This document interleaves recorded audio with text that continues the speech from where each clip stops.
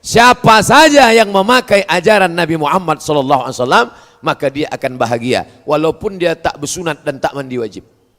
Begitulah janji Allah Subhanahu wa taala. Buka kitab fikih Islam Said Sabiq, dalam fikih sunnah Said Sabiq, dalam pembahasan masalah wakaf, sedekah.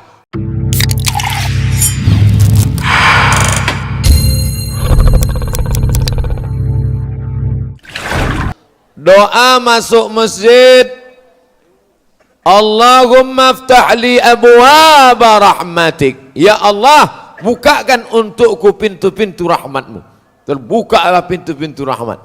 Biasanya saya masuk masjid, pintu masjid itu paling banyak 3. Satu di kiri, satu di kanan, satu di belakang. Tapi ini pintu aja keliling.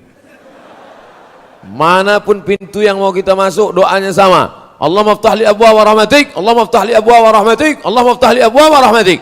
Tapi selesai salat, lain doanya. Apa doanya? Allahumma inni as'aluka min fadlik. Aku minta rezekimu. Kenapa waktu masuk ke dalam minta rahmat? Karena kita berkata Rabbighfirli warhamni. Aku ni banyak dosa, aku ni banyak silap, aku ni banyak salah, rahmati aku.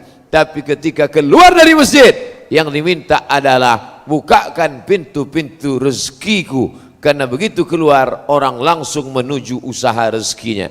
Dia ada toko, jaganya tokonya. Dia ada ruko, dijaganya rukonya. Dia ada kebun, pergi dia ke kebun. Dia ada tambak, pergi dia ke tambak. Dan saya dapat pesan dari kawan saya, nanti Ustadz Somad kalau mau makan udang, pergilah tempat Ustadz Sofyan Saha, kata dia.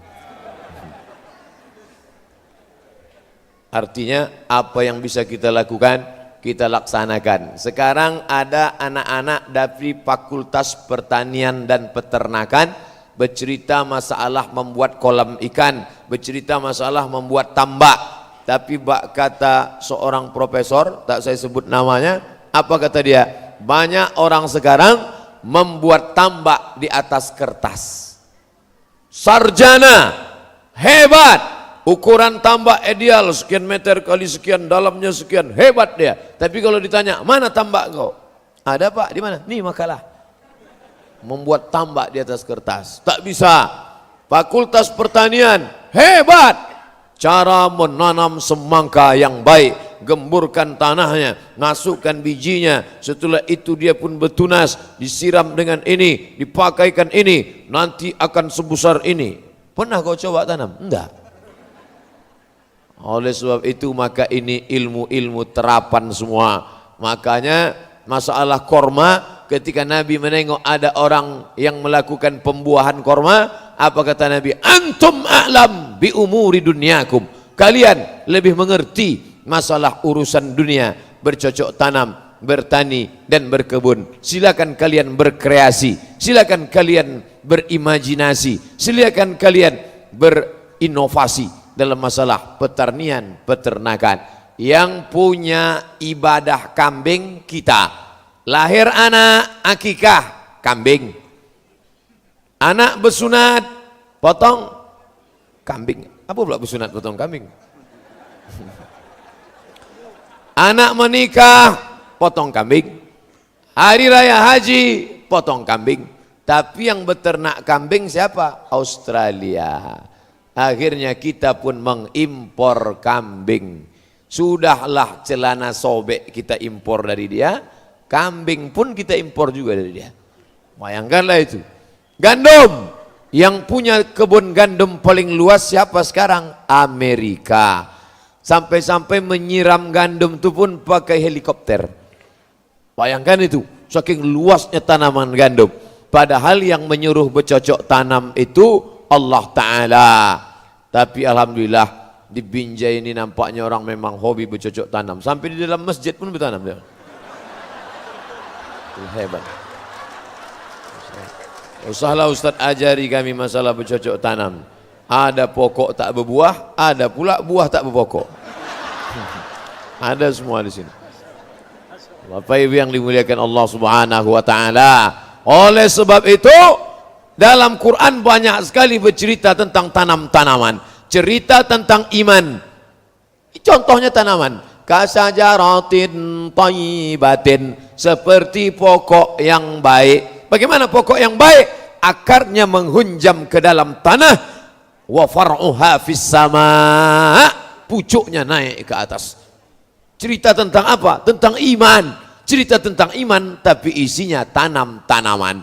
Cerita tentang sodakoh, tanam-tanaman. Bagaimana kalau kami bersodakoh pahalanya banyak? Banyaknya macam mana? Kama sali habbah, satu biji, ambatat sab'a sanabil, tumbuh 7 bulir 7 cabang. Wa fi kulli sumbulatin mi'atu habbah, dalam satu bulir ada 100. Satu tumbuh 7 berisi 100. Tumbuh 1, tumbuh 7, tumbuh 100, kali 1 kali 7 kali 100, 700. Wallahu yudha'ifu liman yasha'. Allah Maha Kuasa melipat gandakan lebih banyak daripada itu. Wallahu wasi'un alim. Allah itu maha luas karunia-Nya. Maka yang hobi bercocok tanam, tanamlah. Tanam sawit, tanam karet, tanam getah, tanam jagung, tanam segala tanam-tanaman.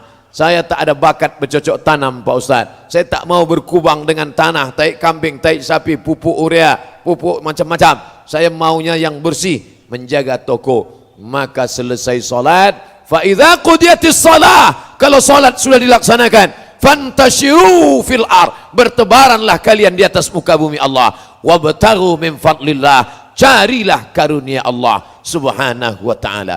Tapi jangan lupa, setelah engkau bekerja, kau tetap berzikir mengingat Allah. Wadhkurullaha katsira, berzikirlah mengingat Allah banyak-banyak. Mudah-mudahan kalian mendapat rezeki Allah. Mengapa Bapak Ibu bisa nyaman mengaji subuh ini? Kenapa besok ada pula kajian lagi? Subuh berjamaah, kajian duha, malam kajian tafsir bersama Ustadz Dr. Sofyan Saha. Mengapa orang bisa nyaman? Karena ada yang dimakan. Berapa banyak saudara-saudara kita pagi langsunglah dia bekerja, mencari barang-barang bekas, mencari makan-makanan bekas. Kenapa? Karena tak ada yang bisa untuk dimakan siang nanti, mesti dia mengais pagi ini. Oleh sebab itu, kada al-faqru, hampir saja fakir, hampir saja miskin, ayyakuna kufran, menjadi kafir. Antara fakir dengan kafir tipis, kafir, fakir. Hanya orang-orang fakir sajalah yang imannya bisa dibeli dengan baju bekas, imannya bisa dibeli dengan mie instan, imannya bisa dibeli dengan baleho, imannya bisa dibeli, suaranya pun bisa dibeli. Kita tengok di beberapa daerah di Indonesia, kalau sudah mau pemilu kada, disawernya duit 50.000, habis, selesai. Tapi di Binjai, orang yang ekonominya mapan, kalau ada calon anggota legislatif, calon bupati, calon wali kota, calon gubernur, dia siram 50.000, ambil uangnya, takkan kami coblos orangnya. Tak laku di Binjai. Di Binjai takkan laku duit 50.000. Kenapa? Karena orangnya ekonomi mapan. 500.000 tidak. 5 juta istikharah kami dulu. Bapak Ibu yang dimuliakan Allah Subhanahu wa ta'ala. Oh, gitulah hebatnya ekonomi. Oleh sebab itu, ekonomi ini harus dibangkitkan kembali. Ternyata yang mengundang saya para entrepreneur, usahawan muda. Tadi malam pas sedang makan, tiba-tiba saya lihat ada macam sate. Mau saya tanya, tentu kita malu. Saya tak mau nanya, saya tengok aja. Oh, kalau tanya kan nampak bodoh kita. Apa? Kan tidak pula kita tanya, apa ini? Dia mana? Tengok, oh sate kerang rupanya. Siapa yang punya? Ini usaha kita Pak Ustadz. Jadi kalau selama ini orang bawa bolu, selama ini orang bawa makanan manis-manis, sudah banyak yang kenyak kencing manis, diabetes meletus. Maka kami sediakan, nih kerang, sampai dibawa ke Bandung, ke Jakarta. Berapa lama tahannya? 10 jam. Jadi kalau mau pergi ke Jakarta, ke Bandung, bawalah kerang, sate kerang tadi. 10 jam. Asal nampak delay lewat, makanlah. Kok tidak busuk dia, habis. Nah, ini entrepreneur. Ustadz, kalau kami yang ngundang, insya Allah semuanya halal. Karena kami hanya menempatkan ustadz-ustadz yang kami undang di tempat yang halal. Begitu saya duduk, langsunglah datang sup. Tak juga saya tanya, saya tengok aja. Belendir saya tengok. Ini maulah sup bekicot nampaknya. Dikasih tahu sama yang melayani itu, ini Pak, ini namanya sup asparagus katanya. Tak pula saya tanya, apa asparagus tuh? Asparagus kata dia, asparagus ketawa kan? Saya makanlah. Cuman rasanya Pak? Susah diungkapkan dengan kata-kata. Macam mingus. Belum, tapi sedap. Mantap. Jagung dicampur sama asparagus. Biasanya yang melayani itu kan perempuan. Awak ustad, pakai peci, pakai koko, pakai sorban, duduk di rumah makan. Yang melayani anak gadis pakai rok pendek. Oh pun tak khusyuk makan. Sama. Tapi di hotel tempat saya menginap sekarang, pelayannya laki-laki, cap lonceng semua. Masya Allah. Masuk ke dalam kamar, biasanya di kamar itu lukisan orang, pakaian tak sopan. Begitu masuk ke dalam, tertulis di atas kamar, Allah Muhammad. Saya tengok pula di sudut, ada Al-Quran. Saya pernah menginap di salah satu hotel, saya buka lacinya, perjanjian lama dan perjanjian baru. Saya buka Matius, Markus, Lukas, Yohanes, Paulus. Tak bisa kita salahkan, tak bisa kita marah. Kenapa kau letakkan di sini? Ini hotel punya aku, ini kitab punya aku. Kau mau tinggal sini, tak mau pergi sana cari lain. Tapi tempat saya menginap, saya tengok Al-Quran, Masya Allah, ada pula sajadahnya. Saya sampai di Jakarta, masuk di hotel. Begitu sampai ke dalam, tak tahu mana arah kiblat. Akhirnya paksa bertanya sama abang kita, abang Gogel. Ada yang menyebut Mbah, dia belum tua. Kalian panggil Mbah. Buka Gogel, di mana arah kiblat ini? Enter, ditunjukkannya. Sana kata dia, sana. Kami pun sholat lah. Allahu Akbar. Selesai sholat, pas sholat asar kami tadi ke sana kata dia. Jadi Google ini pun tak juga bisa kita percaya. Tapi di tempat saya menginap sekarang langsung tertulis arah kiblat. Ini siapa yang punya ini? Ini entrepreneur, businessman muslim kita. Makanya saya bangga yang menyambut ini anak-anak muda. Masya Allah, mereka ini yang akan membangkit ekonomi umat di masa akan datang. Allahu Akbar. Dari mana Ustaz tahu ini anak-anak muda? Dari bunyi teriakan Allahu Akbarnya. Makanya tadi berapa kali dipancing Allah. Kalau orang tua mana gitu, Allah Akbar, Allah menggeletar tangannya, Allah. Tapi anak-anak muda ini luar biasa. Selama saya berceramah, rasanya baru inilah kamera paling banyak. 1, 2, 3, 4, 5, 6, 7, 8, 9, 10, 11. Insyaallah sampai 11 kamera. Tapi nampaknya yang hidup 3 aja. Yang lain ini mati namanya. Bapak Ibu yang dimuliakan Allah Subhanahu wa taala, subuh penuh barokah. Makanya ada ungkapan orang, jangan sampai kau bangun tidur kesiangan, rezekimu dipatuk ayam. Itu bukan cerita omong kosong. Itu tidak ada dalam hadis sahih. Carilah di hadis sahih Bukhari, tak ada. Hai orang-orang beriman, bangunlah kau cepat-cepat, jangan sampai rezekimu dipatuk ayam. Tak ada. Tak ada. Tapi itu diamalkan orang Cina. Maka saya menjadi dewan juri tanggal 12 bulan 12 2012. Tanggal cantik, tanggal 12 bulan 12 2012. Dewan Hakim Musabaqah Tilawatil Quran. Kami pun tinggal di hotel. Dari hotel menuju ke penginapan, warung sudah buka, warung kopi. Belum lagi azan, warung kopi sudah buka. Tapi yang menjaga warung kopi bercelana pendek. Ayah, cincai-cincai lah. Warung orang Islam tutup. Orang Islam bangunnya kapan? Jam 7.30. Jam 7.30 barulah dia bangun, gosoknya mukanya, habis itu dibentangnya sajadah. Habis itu tutupnya gorden, matikan lampu. Usolli fardhu subhi rak'ataini lillahi ta'ala. Allahu akbar. Inna salati wa nusuki wa mahyaya. Kata malaikat, ya Allah aku sentil nih, jangan dulu. Jangan dulu. Jam 7.30 kata dia, usolli fardhu subhi. La ilaha illallah. Itu entah di daerah mana lah itu. Tapi di Binjai ini Masya Allah, belum saya sampai sudah ramai menyambut, menarik-narik baju, menarik apa dipegang. Begitulah mereka, mau dirasakan mereka gemuk apa tidak Ustaz nih. Begitulah mereka Masya Allah. Bapak Ibu yang dimuliakan, digambarkannya Nabi Muhammad itu miskin, susah, melarat, jubahnya compang-camping, tak ada yang bisa dimakan. Ini Nabi Muhammad SAW versi Snokhorgronj yang datang dari Belanda, habis itu masuk ke Makkah, pura-pura masuk Islam, dirubahnya namanya menjadi Abdul Ghafur. Untung tak Abdul Somad. Setelah itu 6 bulan dia di Makkah, dikawaninya orang-orang Islam yang ada di Makkah. Selesai itu dia pun pergi ke Aceh, di obok-oboknya Aceh, di laga-laganya orang Aceh. Setelah hancur, dia pun balik ke Bandung. Dari Bandung balik ke Amsterdam. Snok murtad Horgronj, neraka jahanam tempat dia. Nah, itulah yang merusak Islam. Digambarkannya Nabi Muhammad itu miskin, susah, melarat.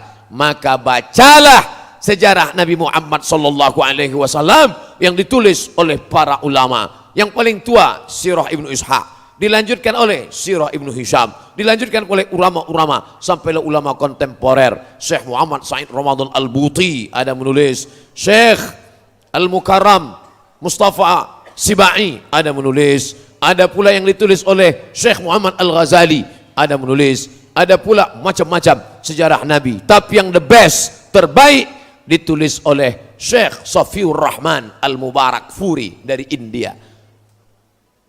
Penulis sejarah Nabi terbaik di dunia, pemenang Nobel nomor 1, ditulis oleh Syekh Safiur Rahman Al-Mubarak Furi dari India. Bukan dari Mesir, bukan dari Makkah, bukan dari Madinah, tapi dari India. Allah mau menunjukkan derajat India, negeri muslim. Peninggalannya Taj Mahal, ulamanya Al-Kandahlawi, India. Maulana Ishaq, India. Maulana Zakaria, India. Safiur Rahman Al-Mubarak Furi, India. Tapi anak-anak kita sekarang asal udah disebut India, tahu apa kau India? Amitabh Bachchan, Kuch Kutahe, Kabi Kaciham. Ibu-ibunya pula apa India? Joda Akbar.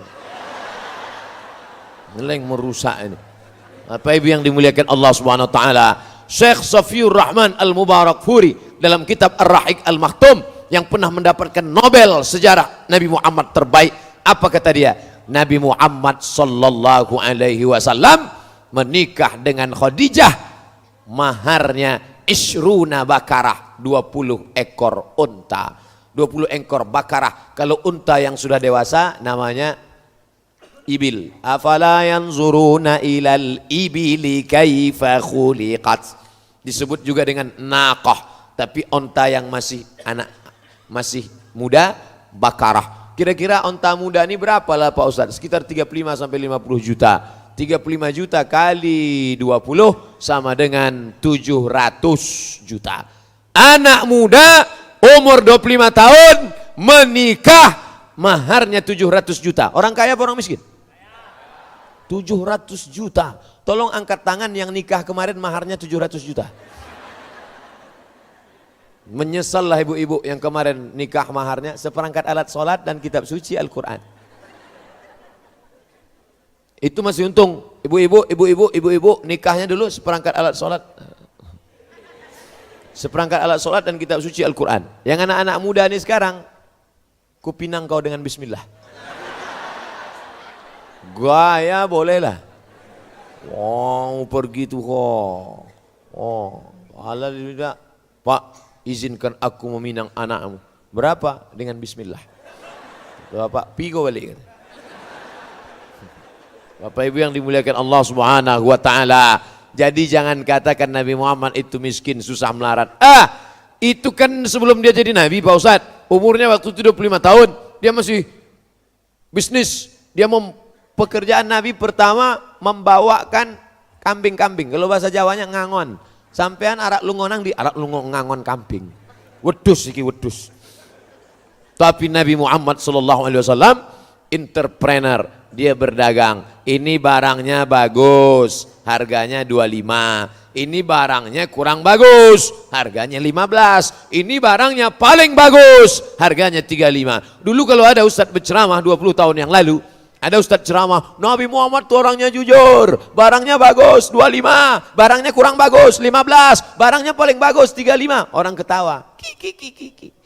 Kalau macam itu berdagang mana mau orang beli, tak laku lah kata dia. Sekarang apa yang terjadi? Cara Nabi Muhammad sallallahu alaihi wasallam itulah yang dilakukan orang sekarang di supermarket, di toko pasar buah. Kalau buahnya bagus 25.000, kalau kurang bagus 15.000, kalau bagus betul 50.000. Kalau macam ini 50 nih. Memang luar biasa sambutan masyarakat Binjai menyambut Ustadz. Cobalah tengok. Oh, cuman salahnya tak pula dibuka plastik. Nanti maksudnya. Bapak Ibu yang dimuliakan Allah SWT. Enggak, bercanda, tak masalah. Bercanda aja. Jangan terlalu serius sekali. Nah, maka yang dilakukan Nabi Sallallahu Alaihi Wasallam itu dilakukan oleh non muslim sekarang. Orang Islam jual duku, dicampurnya duku bagus sama duku busuk. Akhirnya orang Islam yang membeli, begitu dibelinya ditengoknya dari jauh, duku besar, duku 10.000, begitu didekatinya setengah kilo. Penipu pembohong, duku besar, duku mantap, duku manis, begitu dimasukkannya duku yang busuk dari belakang hitam. Begitu dibelinya, apa kata dia? Inilah yang pertama dan terakhir ku beli, ku sumpah kan beli sana lagi.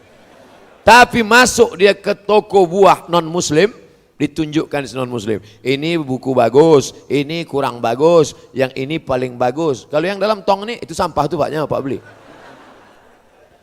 Siapa saja yang memakai ajaran Nabi Muhammad SAW, maka dia akan bahagia, walaupun dia tak bersunat dan tak mandi wajib. Begitulah janji Allah Subhanahu wa taala. Buka kitab fikih Islam Said Sabiq, dalam fikih sunnah Said Sabiq, dalam pembahasan masalah wakaf, sedekah. Orang kafir yang bersedekah langsung dibalas Allah di dunia. Makanya mereka rajin bersedekah.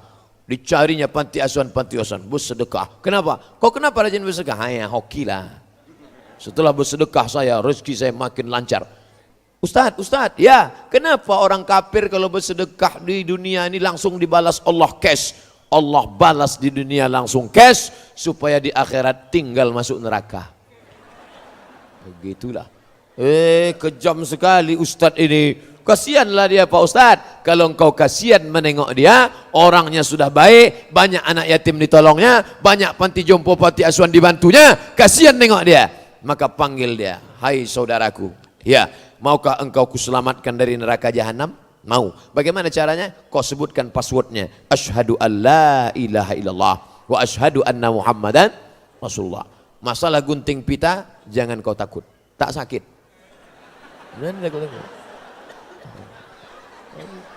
Nanti takut-takuti.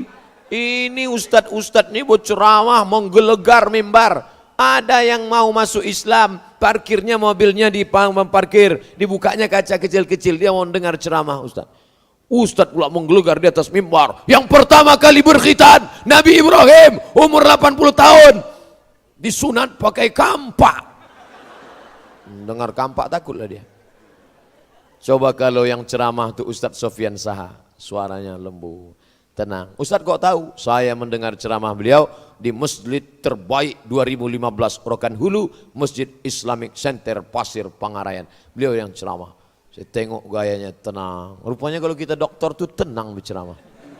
Gitu. Ini kenapa tak tentu arah LCMA? Lagi cemas menghadapi anak-anak muda. Wah.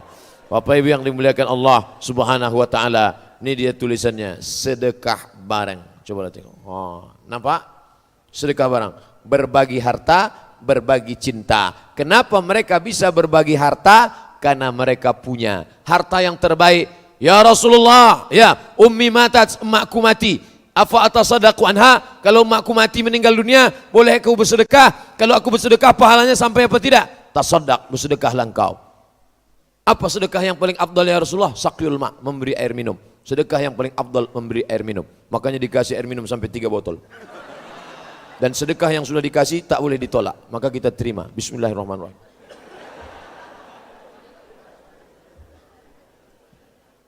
Saya di mana-mana ceramah 60 menit. Sesuai yang tertulis di botol 600 ml. Asal habis 60 menit, stop. Tapi rupanya cerita itu sudah bocor ke Binjai. Akhirnya mereka pasang 3 botol. Maulah 3 jam baru selesai. Gitulah hebat. Kenapa tidak bermerek? Ini kan jadi masalahnya. Kenapa tidak bermerek? Karena yang punya merek kafir. Ustadz ini ustadz provokator ini, provokatif ini. Kenapa ustadz bilang kafir, kafir, kafir? Tak boleh pakai kata kafir Pak Ustadz. Kalau tak boleh pakai kata kafir, gimana kita baca ayat? Qul ya ayyuhal non muslim. Ini bilang qul ya ayyuhal kafirun. La ayyuhal kafirun. Hai orang-orang kafir. La a'budu ma ta'budun. Wala antum abiduna ma'abud. Wala ana abidu ma'abadtum. Wala antum abiduna ma'abud. Lakum dinukum waliyadin. Kenapa tidak umat Islam yang paling banyak minum air, yang menceritakan manusia diciptakan dari air, yang menceritakan kulla syai'in hayy, yang diciptakan daripada air, yang diceritakan sedekah paling afdal adalah air. Utsman bin Affan bersedekah wakaf sumur air. Kenapa tidak memproduksi air mineral, air bersih, padahal yang punya air kita, yang mengalirkan air kita, dan yang buang air pun kita. Tapi kenapa kita tidak memproduksi air? Pertanyaan besar umat Islam. Maka di masa akan datang yang sudah kuliah Fakultas Ekonomi, silakan. Kau sekolah di mana? Saya ngambil ekonomi Pak Ustadz. Fakultas apa? Fakultas Ekonomi. Detailnya apa? SEAK, Sarjana Ekonomi Akuntansi. Lanjutkan. Ini sekarang umat Islam ini sekuler, liberal. Kalau belajar hadis masuk surga, belajar fikih masuk surga, belajar tafsir masuk surga, belajar ekonomi masuk neraka, belajar bahasa Inggris masuk neraka. Ini orang konservatif tak tentu arah. Islam ini mengajarkan kita semua ilmu datang dari Allah. Inna fi khalqis samawati, dalam penciptaan langit, wal ardi, penciptaan bumi, waqtilafil laili wan nahar, perputaran siang dan malam. La ayat, ayat. Ustadz Somad, ya saya sekarang Fakultas Ekonomi Pak Ustadz, rencana mau ngambil S2 Ekonomi, saya lanjutkan apa berhenti? Lanjutkan. Untuk apa Pak Ustadz? Engkaulah yang akan membangkitkan ekonomi umat di masa akan datang. Ini banyak anak-anak muda ini, setelah dia hijrah, bawaannya mau mati aja. Kau rencana S2 mau kemana? Saya tak jadi S2 Pak Ustadz, mau mati aja. Dunia ini mesti kau tatap ke depan. Kalian yang kuliah, lanjutkan S2, S3, postdoktoral, menulis, tulis buku. Menulislah supaya orang di masa akan datang tahu bahwa kau pernah hidup di masa lalu. Imam Syafi'i kita tak tahu anaknya berapa, nama bininya siapa, rumahnya di mana, tak tahu kita. Tapi sampai hari ini kitabnya dibaca. Usul fikih Ar-Risalah, fikih Al-Um, dibaca orang, murid-muridnya melanjutkan. Datang Rabi Al-Muradi, datang Imam Al-Muzani, datang Imam Al-Buwaiti, datang generasi selanjutnya Imam Ar-Ramli, datang berikutnya Imam An-Nawawi, datang berikutnya Imam Ibnu Hajar Al-Asqalani, datang berikutnya Imam Al-Hafiz Jalaluddin Abdurrahman As-Suyuti, bersilsilah sampailah sekarang. Kenapa? Karena menulis. Orang baru bisa menulis fokus kalau ekonominya mapan, adem, ayam, tentram, perut dalam keadaan kenyang. Gimana mau menulis perut lapar? Tapi kalau dia tenang, tapi jangan pula terlalu kenyang. Karena kata pepatah Melayu, kalau tegang urat perut, maka kendurlah urat mata. Ini urat perut ini kalau terlalu tegang, itulah bawaannya. Kalau yang berceramah itu kenyang, kata Imam Al-Ghazali, efek dari perut kenyang, yang dicakapkan itu tak masuk ke hati orang. Jadi kalau Bapak Ibu pengajian, ini selesai pengajian ini nanti, pulang ke rumah, coba pikir-pikir sejenak. Masuk tak gaji? Kalau masuk, alhamdulillah. Kalau tak masuk, ada 2 kemungkinan. Kalau tidak, yang berceramah itu kenyang, yang mendengar itu kenyang. Ustadz Somad tadi udah makan? Udah. Habis makan dulu baru saya kemari. Kenapa Ustaz makan? Disediakannya makanan, tak saya makan. Oleh sebab itu maka orang Islam itu perutnya mesti diisi. Cara mengisinya dengan cara makan yang baik. Kulu, makanlah.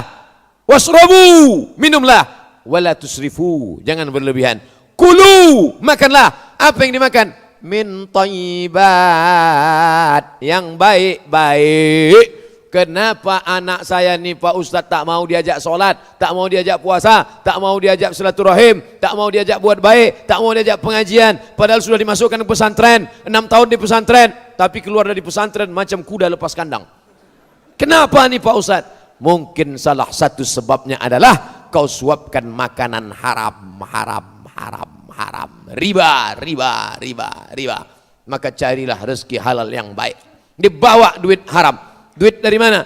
Dulu ada namanya uang tunjangan. Sekarang bukan cuma uang tunjang, uang sipak, uang sikut, uang sundul, uang tanduk. Wah, jurusnya namanya jurus gayung. Cedok sana, cedok sana, cedok sana, cedok sana, cedok sana. Dibawa pulang ke rumah, dibelikan ke beras masuk ke rice cooker, dicuci, habis itu picit, dibuka, langsung masak nasi, disuapkan ke anak. Makan ya anak. Allahumma barik lana fima razaqtana wa qina azabannar. Rupanya yang dimakan tadi haram. Satu piring nasi berubah setetes darah masuk ke dalam jantung, disemburkan jantung naik ke atas otak. Darah yang naik ke otak, maka isi otak itu pun haram. Bapak Ibu hafal semua ayatnya. Nasiyatin kazibatin khati'ah. Nasiyatin, yang mana nasiyatin itu? Kalau nampak anak bayi kecil bergerak-gerak, itulah nasiyatin.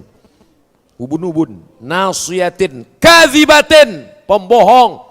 Khati'atin, pelaku dosa. Yang berdosa itu kan tangannya, yang berdosa itu kan kakinya, yang berdosa itu kan telinganya, yang berdosa itu kan biji matanya. Kenapa yang disebut berdosa itu ubun-ubunnya? Karena ternyata ubun-ubun inilah yang memerintah.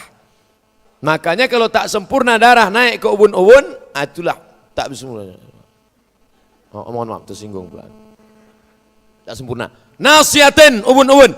Kadzibatin, pembohong. Khati'atin, pelaku dosa. Kenapa? Karena disuapkan makanan yang haram. Setetes darah haram menodai isi otak kepala anak-anakmu. Ternyata otak ini kata dokter otak, spesialis otak. Saya ditelepon oleh mahasiswa Fakultas Kedokteran. Assalamualaikum. Waalaikumsalam. Betul nih Ustadz Abdul Somad? Tak salah lagi. Bisa Ustadz kami undang di Fakultas Kedokteran? Kalian salah undang. Apa pula saya ke Fakultas Kedokteran? Nanti Ustadz bicara tentang otak. Aku tak paham otak. Otak-otak tahu? Otak banyak di Batam. Nah, rupanya Pak Dokter Otak menjelaskan, Ustadz Somad, otak ini ada 4, otak muka, otak belakang, otak kanan, otak kiri. Otak yang di depan inilah yang berpikir. Otak di depan ini, maka pikirnya rusak. Gara-gara apa? Kita kasih makan haram. Ustadz jangan ragu makan bolu ini, karena bolu ini tak pakai tuak. Bolu ini tak pakai khamar, bolu ini tak pakai pengawet. Ustadz makan, maka makan saya bolu. Oh, tadi malam saya makan. Gimana rasanya Pak Ustadz? Saya jawab, kata tak bisa mewakili rasa. Dan setiap rasa akan berdusta ketika bercerita tentang kata. Maka kata tak pernah bisa mewakili rasa sejujurnya. Panjang kali cerita Ustadz. Langsung aja lah Pak Ustadz, enak bilang enak, tak enak bilang tak enak. Dia tak bilang begitu. Dia tak bilang begitu, tapi raut wajahnya berkata seperti itu. Bapak Ibu yang dimuliakan Allah Subhanahu wa taala, apakah makanan ini halal? Ya. Dari mana Ustaz tahu? Sudah ada label halal dari Majelis Ulama Indonesia. Halal.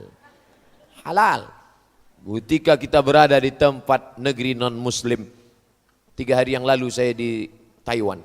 Oh, balik ke Pekanbaru senangnya bukan main. Terasalah susahnya makanan halal. Orang muslim ada, tapi ketika kita mampir ke rumah makan, kita tak tahu. Di pesawat pula, selama di pesawat, lewat dia makan. Selesai. Terima kasih. Makan. Lu tengok tak ada label halal. Dibuka nampak ayam. Tadi potong, tadi cekiknya ayam tu. Nah, kita tahu. Cekiknya ayam. Apa katanya patah leher ayam? Mana kita tahu? Tapi kalau dipotongnya atas nama Allah, bismillah, keluarlah darahnya. Di darah itulah najis, bakteri, kotoran. Sapi tak dipotong, ditembaknya saja sapi itu pakai stunning. Ada pistol, tapi pelurunya tak keluar. Pistol itu pelurunya tak keluar, ditembakkan, boom, langsung sapi ditembak kotaknya, boom, mati otak kecilnya. Kalau skalanya 7, sapi itu bodoh. Sapi Australia yang liar macam banteng, itu kalau ditembakkan skala 7 di otaknya, bodoh dia langsung. Makanya ibu-ibu yang suami-suaminya beli stunning itu. Pas dia sedang tidur malam, tembakkan. Apa? Besok pagi itu bodoh dia. Bang, aku mau pergi nih. Abang masak sarapan, jaga anak ngepel ya. Iyalah. Gitu. Kalau ada di antara bapak-bapak ini yang macam itu udah kena stunning itu.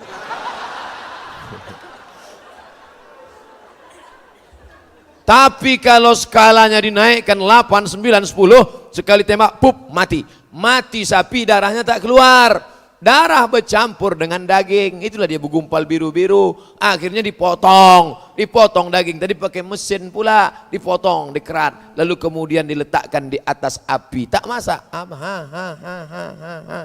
Masukkan ke roti. Kasihnya saus. Makan, wow, barbecue. Begitu selesai dimakan, mata berkunang-kunang, kena penyakit apa namanya? Medco. Med sakit, ko sapi, medco sapi gilo. Oleh sebab itu datanglah ajaran Islam mengajarkan. Bagaimana caranya? Disembelih bismillah, Allahu Akbar. Pisaunya ditarik dari bawah. Ini pisau, tarik dari bawah. Bismillah. Kenapa tak dari atas ke bawah? Kalau dari atas menyembur darahnya ke atas. Ustadz pernah motong? Enggak. Tahu dari mana? Kata orang gitu. Saya golok ada di rumah. Ustadz, belilah golok ini. Berapa harganya? 500.000 untuk persiapan hari raya kurban. Oke, ada saya beli. Begitu dah saya potong, menengok wajah sapi itu, tak sampai hati saya. Saya ini walaupun ceramah keras, tapi hati saya lembut. Menengok sapi itu tak sampai hati saya. Gimana Pak Ustadz? Ustadz yang potong, kalianlah yang potong. Kalian yang potong. Tapi kalau udah masak, tak pula sampai hati kita meninggalkan, ya kan? Itu pula dia. Bapak Ibu yang dimuliakan Allah Subhanahu wa taala. Suatu ketika datanglah orang menelpon saya. Assalamualaikum. Waalaikumsalam. Suaranya tersengal-sengal seperti orang habis berlari. Assalamualaikum Pak Ustaz. Assalamualaikum Pak Ustaz. Waalaikumsalam. Ini ada kambing ditabrak mobil Pak Ustaz. Terus gimana? Mau kami sembelih? Boleh Pak Ustaz. Langsung sembelih, Takutnya mati nanti. Yalah. Disembelih. Selesai sembelih, mati kayak. Lupa saya nanya, kambing siapa? Cara motongnya sudah benar, cuma punya siapa?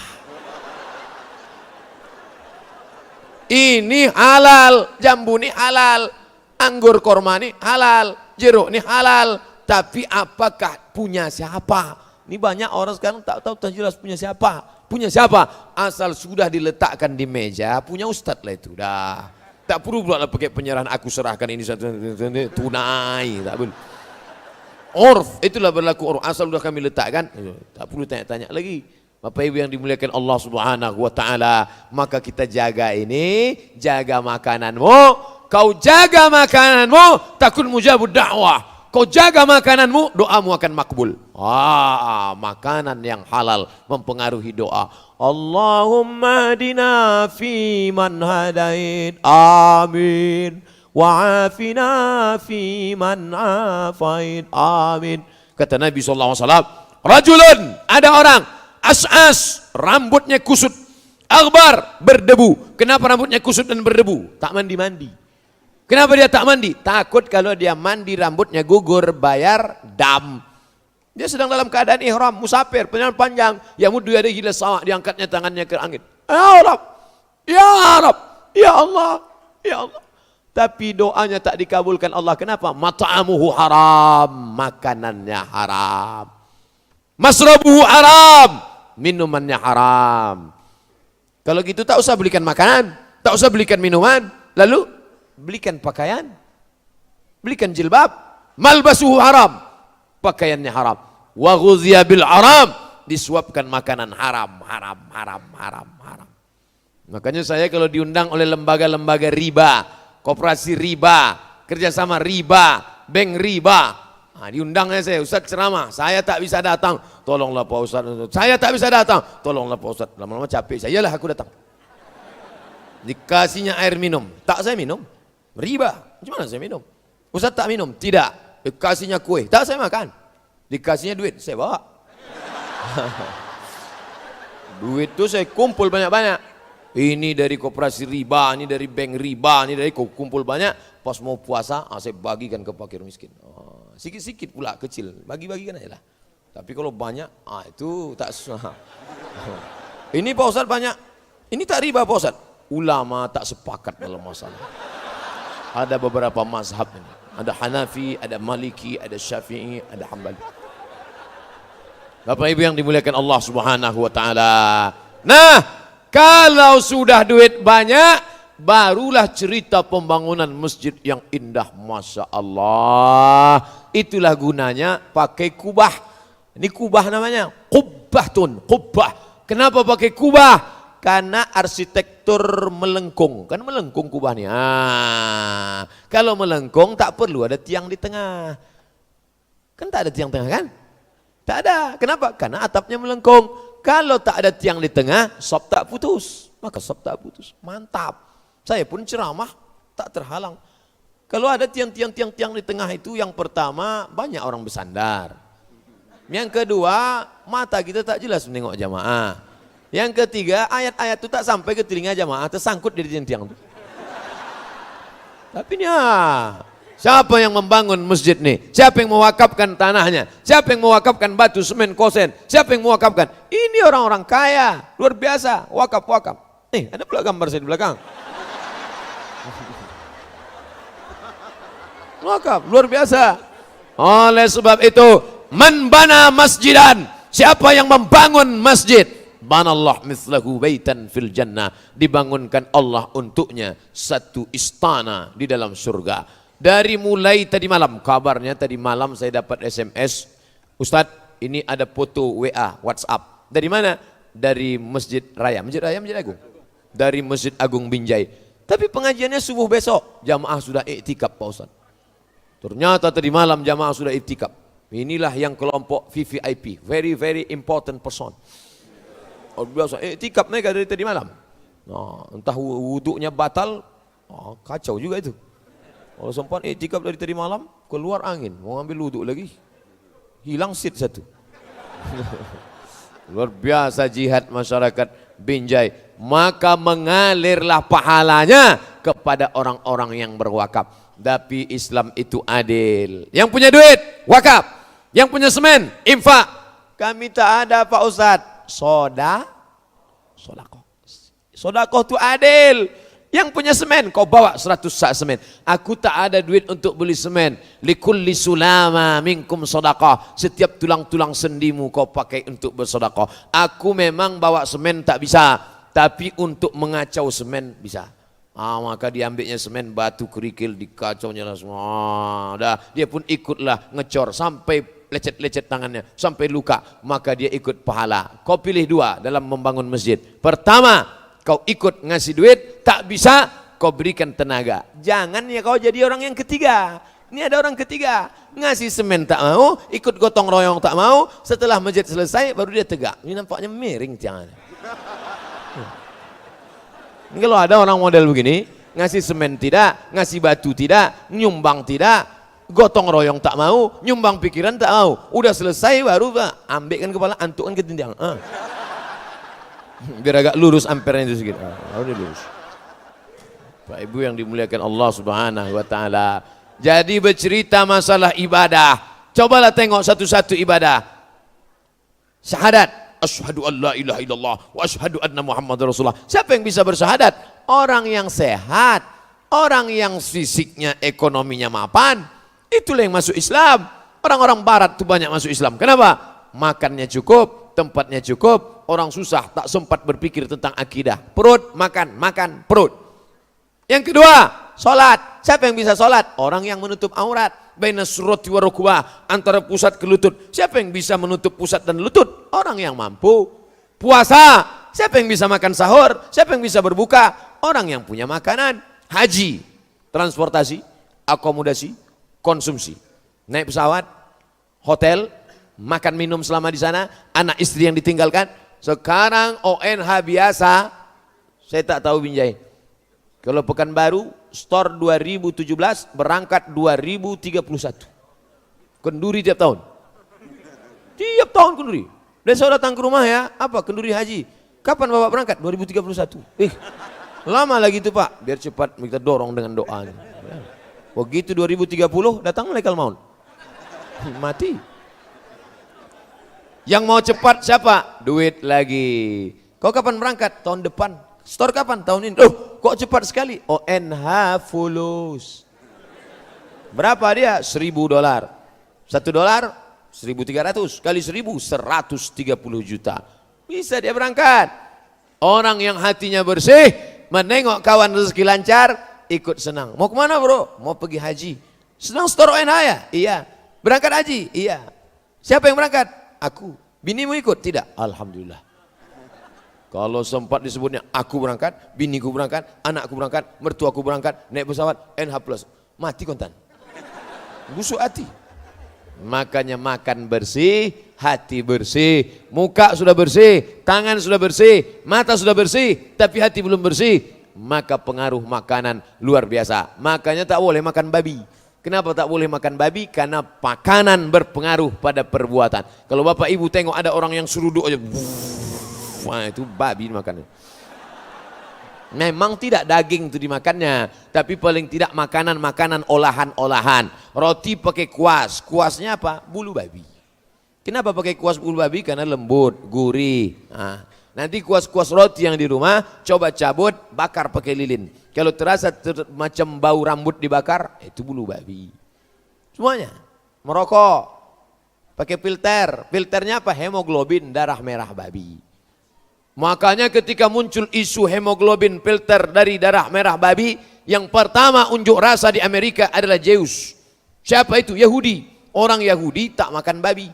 Yahudi tidak makan babi. Haram bagi mereka babi. Maka mereka unjuk rasa. Kami tidak mau kalau filter rokok diambil dari hemoglobin darah merah babi. Karena kami tak mau makan babi tak langsung. Orang Islam tak ada unjuk rasa. Santai aja. Mau babi-babi lah.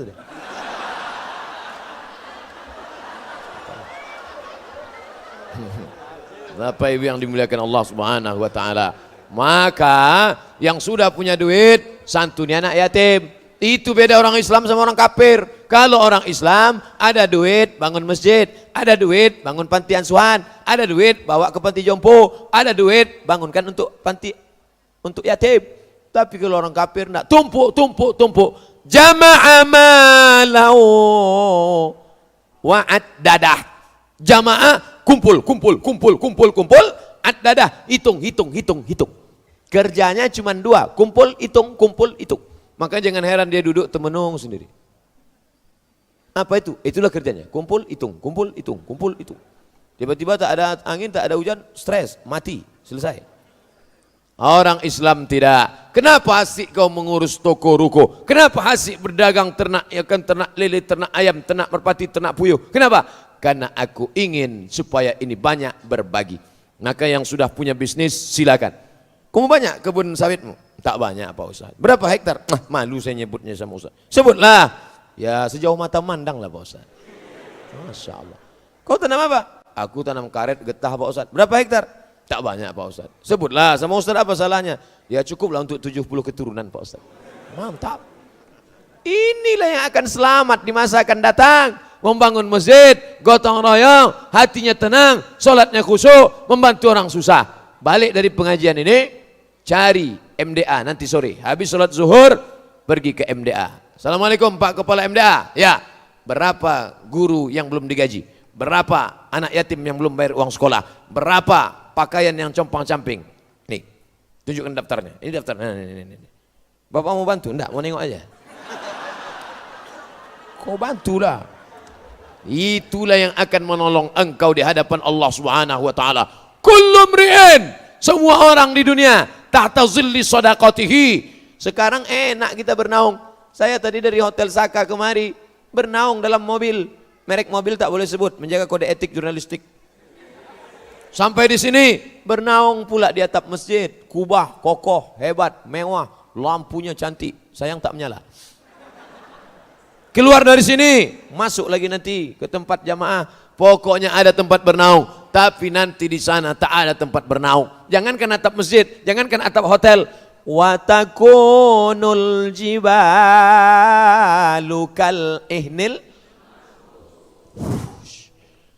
ihnil mau bulu kambing yang dihembus angin. Gunung Singgalang, Gunung Bromo, Gunung Kidul, Gunung Sinabung, macam bulu kambing yang dihembus angin, tak bermakna. Yang kaya-kaya, yang menyimpan emas, yang tabungan emas, macam bulu kambing dihembus angin, tak bermakna. Lalu tempat kita bernaung di mana? Tempat bernaung adalah sedekah. Sedekah yang dulu menginfakkan, mewakafkan kubah. Berapa dia dulu wakaf kubah? Berapa kau wakafkan kubah itu dulu? 500 juta. Maka tempat dia pun akan di bawah naungan. Macam inilah besarnya. Kau berapa dulu? 50 juta flyover. Kau dulu berapa? 5 juta. Itu plafon lah. Kau berapa? 500 ribu triplek. Kau berapa? 5 ribu koran. Tak ada. Datang angin. Anginnya habislah. Sedekah 5.000 perak mau masuk surga. Wa adkhilnal jannata ma'al abrar.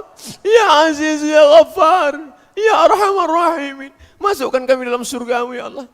5.000 perak. Kata malaikat, apa nih Allah? Kata Allah, biarkan aja dulu. Mungkin habis selesai mendengar ceramah ini terbuka pintu hati.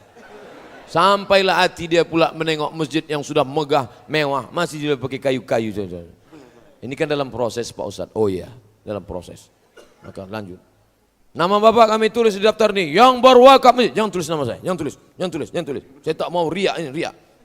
Buat aja situ hamba Allah. Hamba Allah berapa? 2.000 perak. Sedang parkir di mall aja sekarang 5 jam. 5 jam parkir di mall. Begitu saya keluar mau bayar 10 Pak. Apa 10? Kan 5. Bapak sudah masuk jam kedua. Jam kedua udah kena 10.000. Bayangkan itu. Oleh sebab itu maka inilah yang akan menolong kita di hadapan Allah Subhanahu wa taala. Saya mulai ceramah 5:30, sekarang 6:30, pas 1 jam. Cepat betul waktu di Binjai ini. Padahal di tempat lain kadang ceramah capek kita, baru 1/2 jam. Kadang berceramah 1/2 jam sudah keluar kuda Nil. Kadang berceramah 1/2 jam orang udah menunduk aja. Demikianlah tausiah ini saya sampaikan. Baru saja. Cepat betul Ustaz ceramah.